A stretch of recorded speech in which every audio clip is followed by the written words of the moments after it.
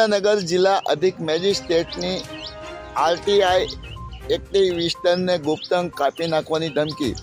Keshod RTI એક્ટિવિસ્ટે Surendranagar જિલ્લા magistrate અને અધિક મેજિસ્ટ્રેટ વિરુદ્ધમાં વાહન દુરુપયોગ બાબતે પત્ર વ્યવહાર કરી ફરિયાદ કરતા જેનું મન દુઃખ રાખી અધિક મેજિસ્ટ્રેટ દ્વારા ફોન પર વિભત્સ ગાળો બોલી પ્રાઇવેટ પાથ ગુપ્ત કાપી નાખવાની ધમકી આપતા કેશોદમાં પોલીસ ફરિયાદ કરી છે.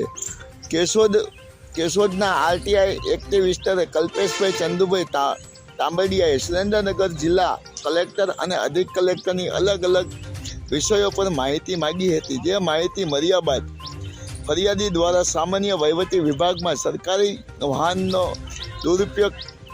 દુરુપયોગની ફરિયાદ કરી હતી.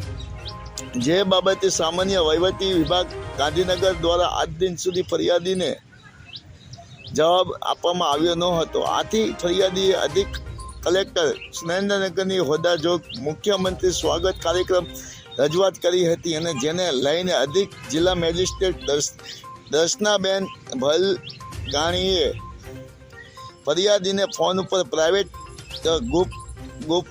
ગુપ્તાંગ કાપી નાખવાની ધમકી આપી હતી. આ ઘટનાને લઈને અલ્પેશભાઈની ફરિયાદ આધારે પોલીસ જિલ્લા મેજિસ્ટ્રેટ દર્શનાબેન વિરુદ્ધ ગુનો નોંધી તપાસ હાથ ધરી છે. માયાજાળ